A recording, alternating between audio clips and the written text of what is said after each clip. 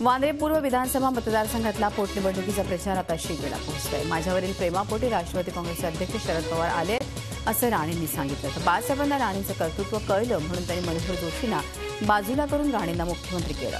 बाळासाहेबांना जे कळलं ते सध्याच्या पिढीला किती समजतं हे पाहायचं असं पवारांनी आपल्या भाषणात सांगितलं।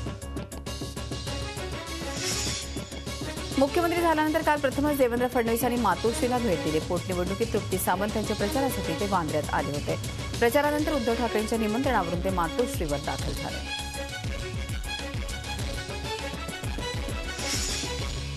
पोटनिवडणुकांमुळे राजकीय वातावरण तापलं असताना आता उन्हाळ्याच्या झळाही बसू लागल्यात। तासगावमध्ये राष्ट्रवादीचे उमेदवार सुमन पाटील यांच्या प्रचार सभेत बोलताना खासदार सुप्रिया सुळे यांना भोवळ आली। चक्कर आल्यानं त्या स्टेजवरच पडल्या। उन्हाचा त्रास झाल्यानं त्यांना चक्कर आल्याचं समजतं।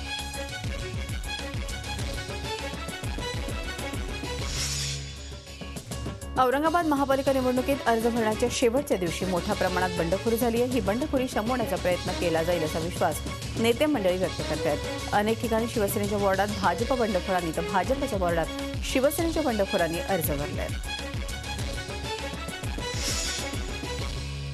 शिवसेना भाजपनं युती करण्यात यश मिळवलं असलं तरी नवी मुंबईमध्ये अनेक शिवसेना भाजपच्या इच्छुकांनी बंडाचा झेंडा फडकवलाय। त्यामुळे बंडांना शमवण्याचं मोठं आव्हान युतीसमोर आहे। तर युतीतल्या बंडाळीमुळे आपला बालेकिल्ला शाबूत राहणार असल्याचे डोहाळे राष्ट्रवादीला लागले आहे। मुंबई महापालिका निवडणूक जाहीर झाली की युतीची सत्ता राहणार नाही असं वक्तव्य राष्ट्रवादी काँग्रेसचे नेते शरद पवार यांनी वांद्र्यात केलं। एक हाती सत्तेसाठी संघर्ष होईल असं वक्तव्य पवारांनी केलं आहे।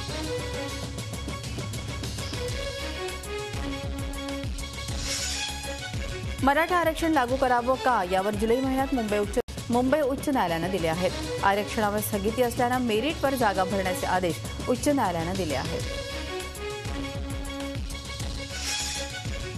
गोमांसाव्यतिरिक्त अन्य प्रकारच्या मांसावर बंदी घालण्याचा सरकारचा विचार नाही असा खुलासा मुख्यमंत्री देवेंद्र फडणवीस यांनी मंगळवारी विधानसभेत केला। गायी आणि बैलांच्या व्यतिरिक्त अन्य प्राण्यांच्या हत्येवरही बंदी घालण्याबाबत सरकार विचार करत आहे असं मत ॲडव्होकेट जनरलने मुंबई हायकोर्टात मांडल्याचं वृत्त मीडियानं प्रसिद्ध केलं आहे। टोलमधून राज्यातील जनतेला लवकरच मोठा दिलासा मिळणार आहे। या आठवड्यात टोल मुक्तीची घोषणा होण्याची शक्यता आहे। मुंबई पुणे एक्सप्रेसवे आणि मुंबई एंट्री पॉइंट टोल वगळता राज्यातील सर्व टोल माफ होणार असल्याचं समजतं आहे। छोट्या गाड्यांचा टोल पूर्ण माफ करण्याची घोषणा सरकार करू शकतं अशी माहिती सूत्रांनी दिली आहे।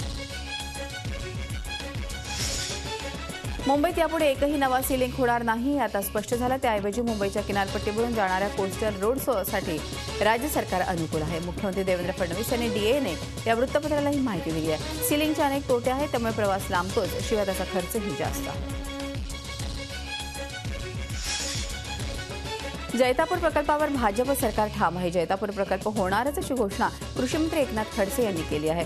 जैतापूर प्रकल्पाबाबत शिवसेना आणि भाजपची काही वेगळी भूमिका असते तरी आम्ही ती समन्वयानं सोडवू असं खडसेंनी म्हटलंय। जैतापूर प्रकल्प पूर्ण झाला पाहिजे अशीच राज्य सरकारची भूमिका असेल असं खडसेंनी म्हटलंय। मल्टिप्लेक्समध्ये प्राईम टाईमला मराठी चित्रपट दाखवणं बंधनकारक करणार असल्याची घोषणा सांस्कृतिक मंत्री विनोद तावडे यांनी विधानसभेत केली आहे। प्राईम टाईमला म्हणजे संध्याकाळी 6 ते 9 या वेळात मराठी सिनेमा लावण्याची सक्ती करू असं त्यांनी स्पष्ट केलं। प्राईम टाईममध्ये 124 मराठी शोज दाखवण्याचं बंधन घालण्यात येणार आहे। खासदार उदयनराजे आणि रामराजे यांनी पोरकटपणा थांबवावा अशी टीका करणाऱ्या अजित पवारांना राष्ट्रवादीचे खासदार उदयनराजेंनी जोरदार प्रत्युत्तर दिलंय।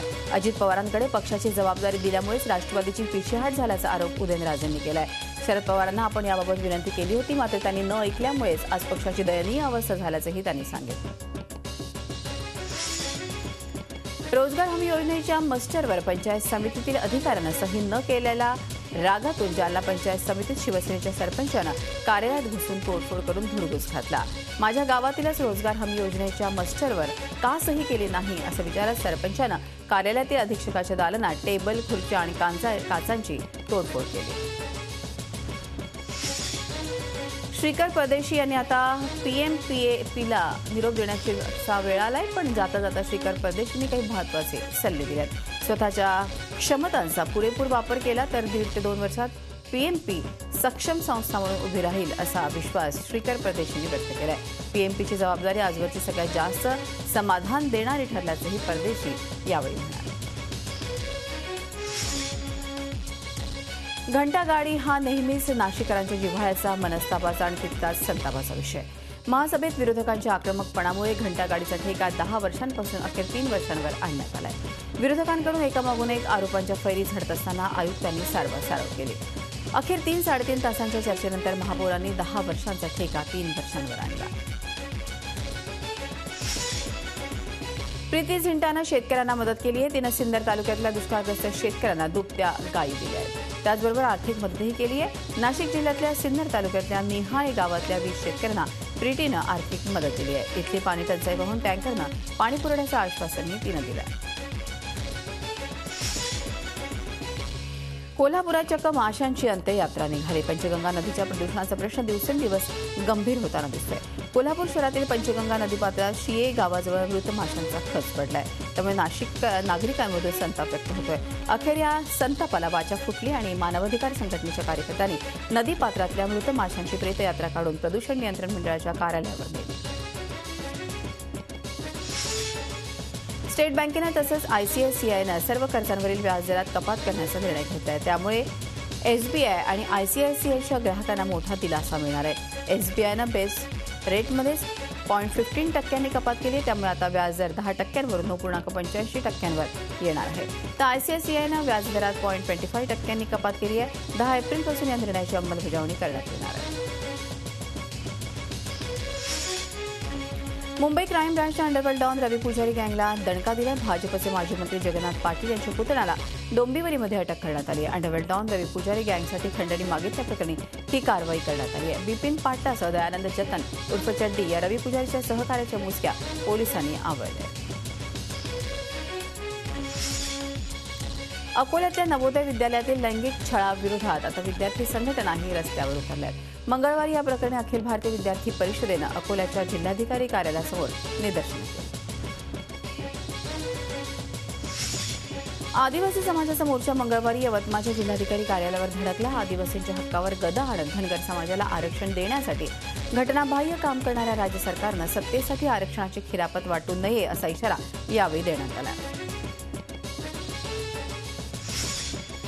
धानाचं कोठार म्हणून ओळख असलेल्या भंडारा जिल्ह्यात जिल्हा कृषी अधीक्षक कार्यालय आणि महिला आर्थिक विकास महामंडळाच्या वतीनं 3 दिवसीय तांदूळ आणि धान महोत्सवाला प्रारंभ झाला. या महोत्सवात शेतकरी ते ग्राहक असा थेट संपर्क होणार आहे. रागाच्या भरात पोटच्या पोरीचा गळा घोटला गेल्याची घटना पुण्यात घडली आहे. मुस्कान सुभाष चौहान असे या दुर्दैवीची मृत्यूचे नाव आहे. तिच्या आईला वारजे पोलिसांनी अटक केली आहे. मुस्कानचे वडील बाहेर जायला निघाले होते. मुस्कान वडिलांबरोबर बाहेर जायचं म्हणून रडायला लागले. त्यावर चिडलेल्या तिच्या आईनं माधुरी चौहान हिनं मुस्कानच्या गळ्यातला दोरा उठला.